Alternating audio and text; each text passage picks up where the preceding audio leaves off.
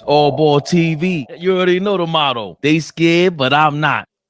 Whatever happens this season, because we're not healthy, so I'm not expecting us. I'm not gonna let nobody have us, jump out the window in Eastern Conference Finals and Finals. Next year, fully healthy, do we stay packed or do we go for the big move? Because we have the assets and we have the picks. So y'all opinion, once the season is over, whether we lose first round, second round, third round, what do you think we do? I think we got to keep the team, the core. If it means sacrificing too much of the core, then no. Like who and what is the big move? Like give me an example. Giannis, he's the only one that makes sense to me. Everybody else doesn't make sense. What big move is out there? Giannis or Devin Booker? What is the big move to you? Well, a big move. Well, when I say a big move, I'm asking, okay, a move. Like I said, we all love Bridges. I'm gonna tell y'all a move I would love. Hear me out. Burks, Bog, 1 or 2 picks, give us Kelly Oubre. I would love that move. Well, yeah, that's subtle. That's Burks subtle. And Bogdanovich, they're both free agents. All right, well. I think we need to figure out to get another wing. Because like I said, we little at that position. Because after OG, like I said, we can't keep expecting Hart to go out there and give us triple doubles. But if we could get a guy like Oubre, where we don't have to give up much, maybe a pick or two. Listen, man. I think little tweaks like that, and then we try to go for Bridges or something. So, like I said, I'm not saying we have to make the big move, but do y'all think whatever happens this season, do we run it back next year fully healthy? Or with the assets we have, do we try to go get somebody? I think the move got to be, like I said, either Giannis or Devin Booker. And it just makes sense because Giannis is already open to learning. And to have another guy like that, a big guy, who if you really want to win, defensive-minded dude, we got tips there for you. You can replace Isaiah Hartenstein and even Mitchell Robinson. Let's see what you can really do with this kind of tutelage, the guy with this play style, right? He makes sense to me to throw Randall at him, and that makes a lot of sense because you make up for a lot of his points. He's a workhorse himself, and the other guy for me is Devin Booker. What you see with I'll get to Deuce McBride in a second. What you see with him is incredible, especially on offense. Offensively, yeah, tough. You see what Deuce can do. All right, now imagine that with Devin Booker. He's the guy that could do point way more than Deuce McBride. I know people make fun of me for it, but he is trying to push the point in Phoenix. He at least tries. And RJ Barrett, again, we're looking for the guy that can to take over the second unit the way RJ and IQ would do when they were here. And all these guys, Deuce McBride playing 48 minutes, Josh Hart playing 48 minutes. That's not realistic. The reason why you do that and you're desperate is because we don't have that when they make fun of Brunson for not being a 1A guy. That's what they're talking about. Naturally, we don't have a 6'8" brute force out there. All the big LeBron, Kevin Durant, even Steph Curry is a little guy, but they're playing in their prime 40 minutes a game when it's playoff time. There is no, what's the guy from the Cavs that was chasing around Steph Curry in the finals and Dellavedova. There is no Dellavedova. He's not gonna. We don't need guys on the hospital after a game. No, these are the guys that you pay, like you said the other day, Flea. Is he worth $300 million for OJ Anunoby? Why is he not worth $300 million? Because of the injuries. We haven't seen you play 40 minutes a game for 70 games, bro. And the only guys that really do that are the 1A superstar dudes. So is it worth having a guy like that to add to this? Of course. You bring anyone. See, we couldn't just jump from obscurity, from being disgusting hell that we've been the last 20 years. We couldn't just jump from that to being where everybody wants to be. Now it's simmered. Now you got Clutch Sports bowing down. Now you got other superstar media members bowing down.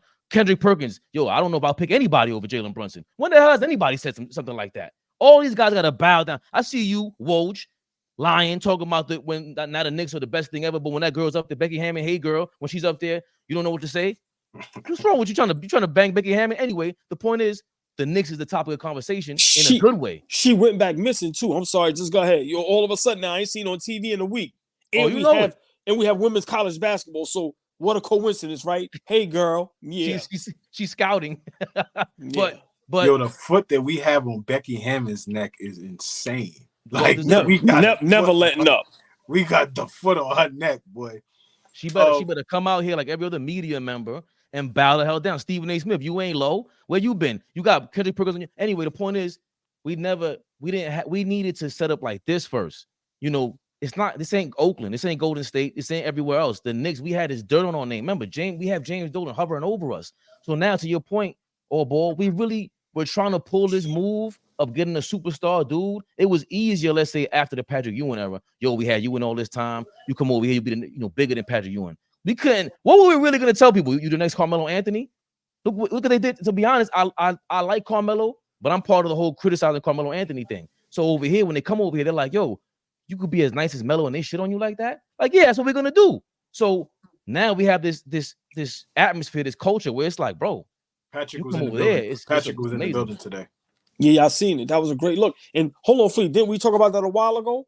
Mm-hmm. We were saying, listen, Pat need to be shown more love in New York City. He need to be at them games. He need to be praised because he was the Knicks. Yeah, he for was years, for a decade, for over 15 years, like for a long time. And they showed him a lot of love too. The crowd, yeah, come on, man. We love Pat, man. It was dope. Yeah, I think we need to focus on the now, right? Like, it's cool.